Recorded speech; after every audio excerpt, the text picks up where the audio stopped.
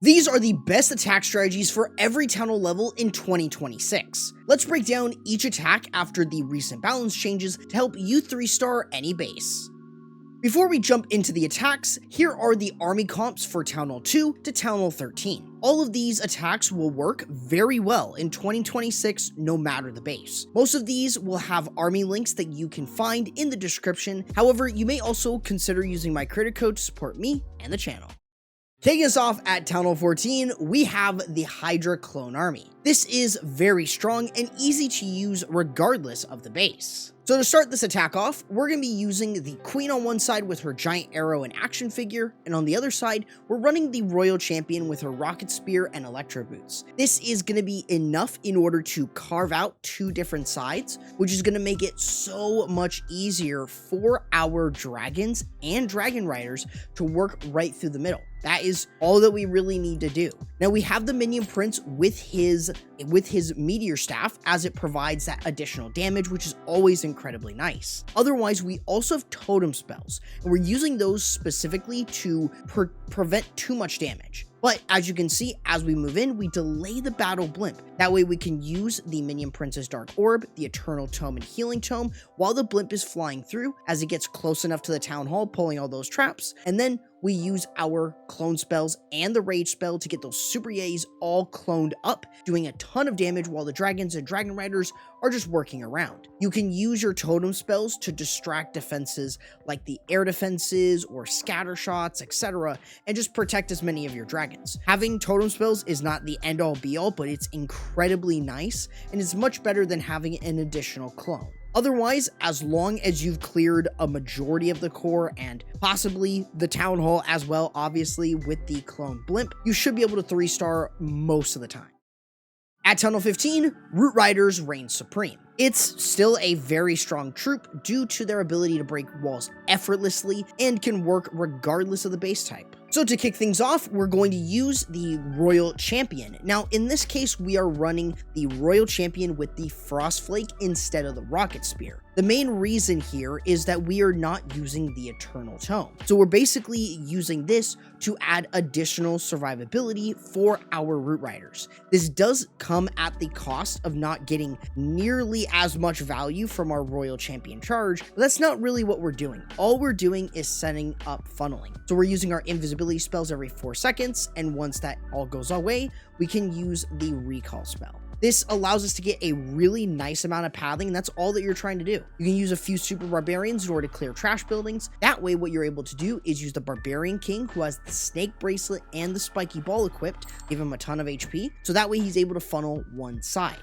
This then allows us to use the Root Riders, the healers, the Valkyries, and of course, the Grand Warden and the Queen. Any totem spells here in this situation are great to prevent too much damage, especially something like air defenses against the healers. But obviously, as we work in, we have the Rage Gem for our healers to protect them. But we also have the Healing Tome to protect everything, give them more healing, while also healing up the healers. Otherwise, we have the Royal Champion working in, the Troop Launcher providing additional balloons to scout out for red air bombs, and that way, as we work a little bit deeper into the base, we can use a Rage spell to power everything up, maybe Eve Queen ability, the Royal Champion's Frostflake ability to freeze up everything, while the Healing Tome is being used to keep everything topped off for the most part, and also protecting the healers. Otherwise, the Overgrowth spell that was used earlier was used to control pathing. This allows our Root Riders to just go straight through while leaving that area towards the latter half of the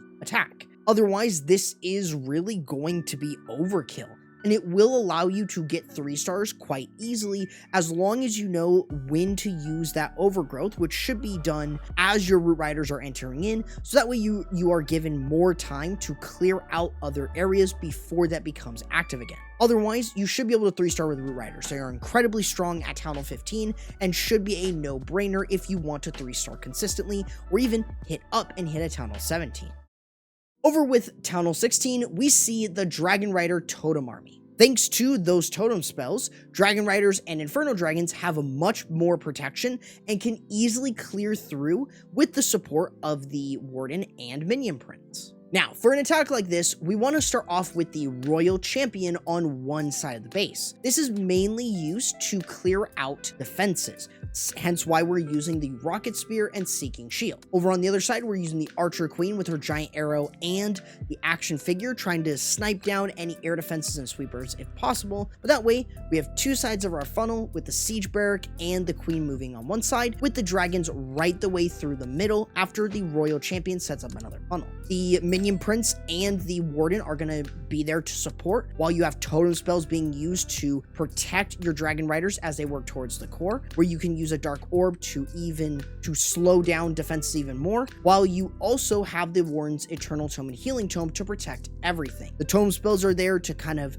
just distract defenses, especially air targeting defenses, away from the Dragon Riders and Inferno Dragons, especially in an overgrowth section, where you are using that overgrowth to mitigate a lot of the damage. Otherwise, the Inferno Dragons going right behind your Dragon Riders to clear out heroes and trash buildings really does help. And having the Meteor Staff from the Warden or from the Prince is really good, as it allows you to have a lot of additional damage while you're moving around. You even have super minions to provide additional support for your entire attack, making this a very strong army if you like to use Dragon Riders.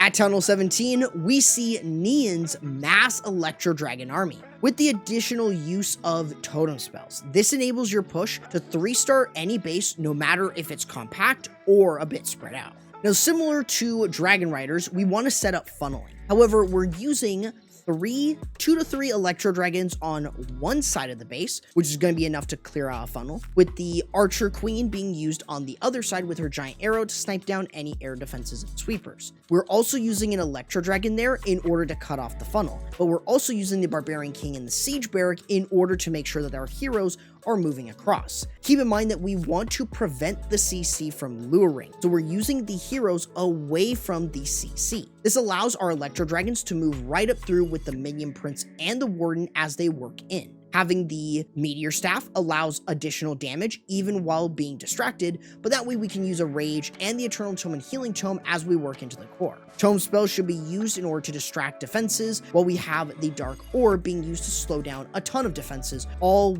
for your E-Drags. Obviously, we also want to make sure that we use freeze spells over splash damage and hard-hitting defenses like the Multi-Infernos and the Fire Spitters, but as we work right the way through, you have a ton of win conditions, the Electro Dragons, the heroes on the back end, and even the super minions. And since the super minions also got buffed, they are even better in this role. Otherwise, you really should be able to clear through a ton of bases with Electro Dragons. So long as you control and funnel where they go, you are easily set for a 3-star, especially if your Barbarian King can just activate his ability and get every building down.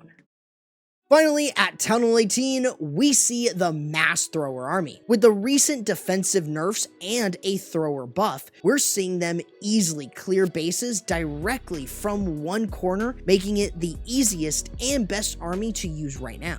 Now, like the name implies, all that we're doing is we're dropping 16 throwers up at the corner of the base, a log launcher, maybe a super wall breaker as well, with the Queen on one side, the Barbarian King and the Royal Champion on the other, with the Warden and healers right through the middle. That's it. That is legitimately how you set this attack up. And then from there, you're using totem spells to distract defenses. Obviously, you do not want to spam them, kind of like what I'm doing here. So you do want to make sure that you are using them in areas where it makes sense. You want to make sure that the defenses that you are using it on are going to hit your troops, such as maybe the Archer Queen while funneling, or your throwers a bit too hard. You don't need to use them at every waking moment. As the log launcher is able to open walls, the Warden and the throwers are just going to do so much damage as they work around the base. You can use any hero abilities, especially the Archer Queen to set up funneling, the Barbarian King to get additional value, the Royal Champion to also help in terms of funneling, and otherwise, underneath the Life Gem and the Rage Gem, throwers are just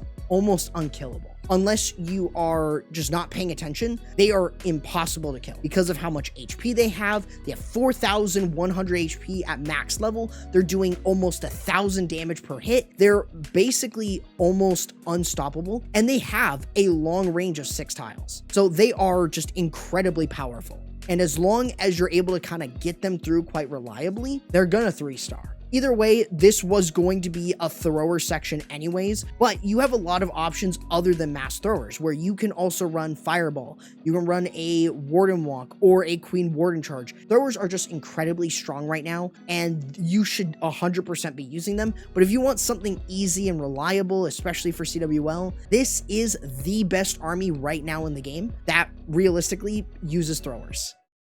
Each of these armies should allow you to easily earn 3 stars and have success throughout CWL and regular wars here in early 2026. But if you need a complete guide to Electro Dragons, I recommend checking out this video right here, but YouTube says you might prefer this one instead.